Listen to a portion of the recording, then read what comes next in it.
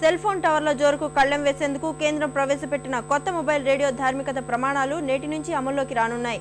టవర్ల విద్యుదయస్కాంత పౌనపుణ్యం ఎక్స్పోజర్ పరిమితి ప్రస్తుత స్థాయి నుంచి 10వ వంతుకు తగ్గనుంది. అలాగే కొత్త హ్యాండ్సెట్ల నిర్దిష్ట గ్రహణ రేటు ACR విలువ కిలోకు 1.6 వాట్లకు తగ్గనుంది. ఈ ప్రమాణాలు పాటించని నెట్వర్క్లు సంస్థలపై కఠిన చర్యలు తప్పవని టెలికాం మంత్రిత్వ శాఖ ప్రకటించింది.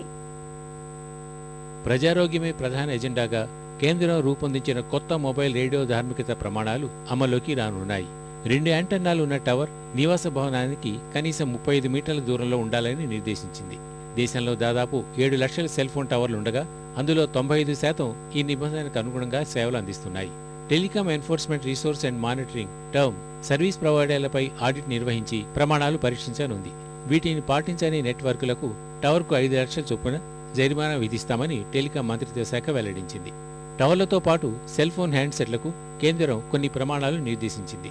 ఇక నుంచి కొత్త సెల్ ఫోన్లకు నిర్దిష్ట గ్రహణ రేటు సార్స్ కేజీకి 1.6 వాట్లు ఉండాలని ఆదేశించింది. దేశీయంగా రూపొందించే హ్యాండ్సెట్లు సహా దిగుమతయ్యే ఫోన్లకు కూడా ఇది వర్తిస్తుంది. సార్ 2గా ఉన్న ప్రస్తుత డిజైన్ల ఉత్పత్తికి 31 ఆగస్టు 2013తో కాలం చెల్లనుంది. 2013 సెప్టెంబర్ 1 నుంచి సార్ 1.6 వాట్స్ బై కేజీగా ఉన్న హ్యాండ్సెట్లు దేశీయ ఉత్పత్తి లేక దిగుమతికి అనుమతి ఇస్తామని కేంద్రం తేల్చి చెప్పింది. IMEI నంబర్ తరహాలోనే సార్ విలువను సెల్ ఫోన్ మీద ముద్రించాలని ఆదేశించింది. ఈ కొత్త నిబంధనల అమలుకు 1985 టెలిగ్రామ్ చట్టంలో కావాల్సిన సవరణలు చేపడతామని టెలికాం మంత్రి కపిల్ సిబల్ తెలిపారు. जो भी अब नए हैंडसेट आप खरीदोगे बाजार से वो इन नॉर्म्स को सेटिस्फाई करेंगे.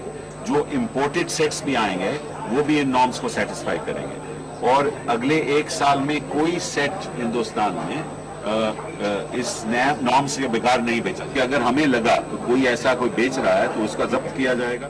సెల్ ఫోన్ వాడకం వల్ల తలెత్తే దుష్ప్రభావాల నుంచి బయటపడేందుకు తీసుకోవాల్సిన జాగ్రత్తల్ని టెలికాం శాఖ వెబ్సైట్లో పొందుపరిచింది. మాట్లాడేటప్పుడు వీలైతే స్పీకర్ ఫోన్ వాడమని, అవకాశం ఉంటే ల్యాండ్ ఫోన్ ఆశ్రయించమని సూచించింది. మొబైల్లో ఎక్కువసేపు మాట్లాడుతూ ఉండిపోవద్దు అని, ప్రత్యామ్నాయంగా SMS సేవలు వినియోగించుకోమని తెలిపింది. అలాగే సిగ్నల్ సరిగా లేని ప్రాంతాల్లో మాట్లాడవద్దని తేల్చి చెప్పింది.